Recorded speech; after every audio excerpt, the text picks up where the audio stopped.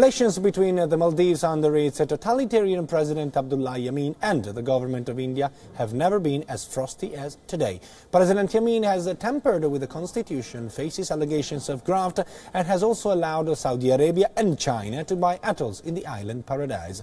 Just days ago, the controversial president inked a free trade agreement with China. The Indian Ocean country is part of China's Belt and Road Initiative. But now, the suspension of 3 Maldivian regional councillors for meeting with India's envoy in Male is a new law. Senior foreign editor Padma Rao reports. Take a look.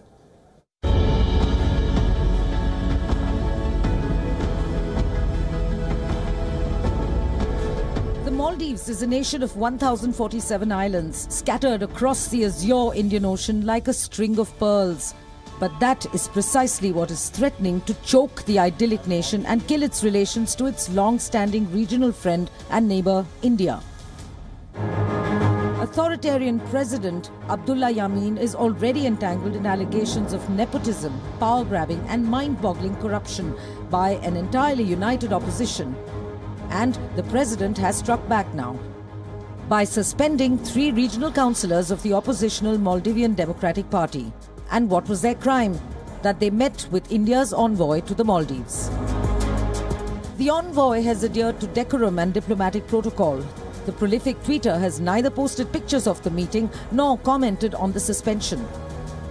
The government of India has demanded an explanation from President Yameen's administration, which made a stentorian announcement that it is President Yameen alone who makes foreign policy decisions and that no meetings can be held without his clearance. The 3 councillors belong to an authority in charge of all local bodies in the widespread archipelago.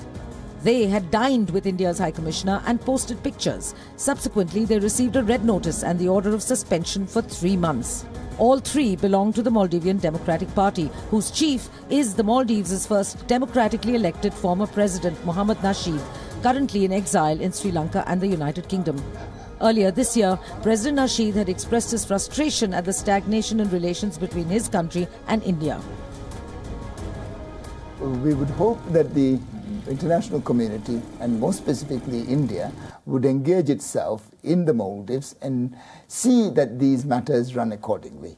And I have a lot of trust in India, and I believe that this will happen. Prime Minister Modi's government has been very receptive to issues in the Maldives. India has for long followed a policy of neutrality towards the Maldives, one which has earned it a lot of appreciation even during 3 long decades under iron-fisted ex-president Mohammad Gayoom and his nemesis in the democratic vote, Mohammad Nasheed. The erstwhile political foes have now joined forces against Gayoom's own half-brother, current President Abdullah Yameen. And they have appealed to India to help restore democracy in the Maldives. New Delhi has traditionally stayed out of domestic face-offs in the region. Still, Prime Minister Narendra Modi has given the Yameen government a very clear cold shoulder. Male is the only regional capital that Mr. Modi has not visited since he came to power 3.5 years ago. The suspension of the councillors has been criticised by a host of other envoys, including those of Germany, the United Kingdom and the United States. India has certainly steered clear of any involvement in the Maldives other than to come to its rescue at the invitation of Maldivian presidents, either to provide additional security during threatened coups or to help the country tide over natural disasters. But the Maldives is now in the clutches of players unwanted in the Indian Ocean region. A reportedly tyrannical dictator, strategically ambitious China and fundamentalist Wahhabi Saudi Arabia. The highest number of South Asian fighters in the Islamic State were from the Maldives. China has made itself at home on at least one atoll and is rumoured to have a nuclear submarine base on another. So as far as India is concerned, it may be high time to act. Padma Rao, WION. And Padma Rao is joining us for more on this story. Padma, good evening. Thank you very much for joining us on the broadcast. So we have 3 Maldivian politicians, officials, who are for the moment attacked because they met with the Indian envoy.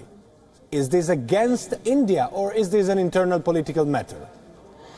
Well, I would say it's more than an internal political matter because it's an overall move against envoys. The statement that came from the Maldivian administration under President Abdullah Yameen did not specify India. It merely said that all matters of foreign policy are decided by the President's office, and that permission needs to be sought before any Maldivian meets any foreigner. This does not seem directed against India, but certainly there is something to the fact that relations between India and the Maldives have never been chillier or frostier than they are at the moment, Daniele.